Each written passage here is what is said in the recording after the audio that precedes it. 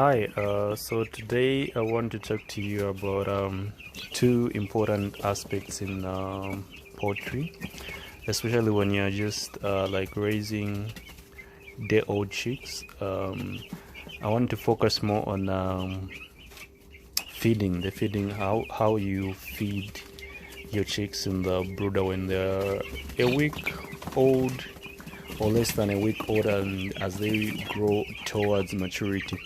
So when you look in my brooder, you're going to discover that I'm using open trays, and in these open trays, these are trays which you use like when the chicks have just arrived and they're just a week old. Before 2 weeks, you can use these open trays, and the advantage is that it gives full access to the chicks to where feeding is concerned, so they will have enough food, they will not struggle to eat and feed, and that way they gain and grow healthier because there is adequate food, and access to food is very efficient with the open feeders. But then the challenge is that as you can see, they are sitting right inside the feeder, and that is a disadvantage because they are going to be using the same feeder to defecate in there, to poop in there, and at the same time deprive others of the chance to feed. So those are some of the disadvantages of using these open feeders for in your brooder. But that should not discourage you, because they actually have more advantages where feeding is concerned, in the sense that it gives more access to the birds when they're less than a week old. But as they are growing, entering the second week, you can see that I've changed my feeding program. I've combined these closed feed, and these are more advantageous because now the birds are not defecating or pooping in the feed, but actually they are eating safely clean food or clean feed, and they don't have access to climb in and poop in the feed. As you can see, they are enjoying, they're having quite a great time. So as they are growing, out of 2 weeks, again we are moving them out of the brooder so that we take them into the open spaces where they are going to be having different kind of feeders and drinkers. For now, these are the things we are using, so that the whole aspect of using this brooder is to promote the health of the birds, to ensure that the birds are kept warm, to ensure that the birds are okay, they are not affected by the temperature. It's kind of like raining here, it's rain season, and they were regulating the temperature is quite difficult, so you have to do all you could, like all the necessary materials you can come up with, just to make sure that the birds are safe from cold weather, from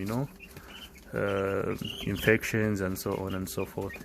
So another aspect is ensuring that you change the sheets, you change the newspapers or whatever you're using on the surface or the floor. You change it every day, because as they grow, actually, and if you're feeding them nicely, you're going to discover that the rate at which they are pooping keeps on increasing. It's quite amazing. So you really have to change the flow every day to ensure that there is no that tangent smell in the poultry or in the brooder.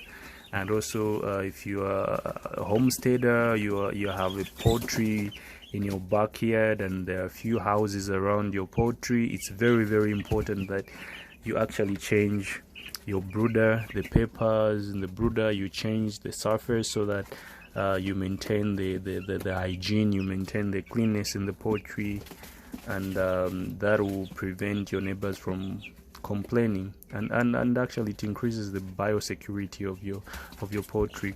Now I've spoken about tried to explain something about biosecurity in some of my videos, so you are welcome to subscribe to my channel and watch other videos, so that at least you can equally educate me. You know, this is a learning process, and I've quite learned a few things from poultry farming, and I'm still on the learning process, you know. So I want you guys to feel free to comment, feel free to actually participate in these videos, especially, you know, I'm like using a brooder that I'm not sure, maybe I have made some mistakes. Like when you look at the wall there, it's too rough, but it doesn't affect the birds because they're not that big to climb the wall and all that, and the same wall keeps them warmer. So feel free to comment, feel free to participate and educate me in one way or another.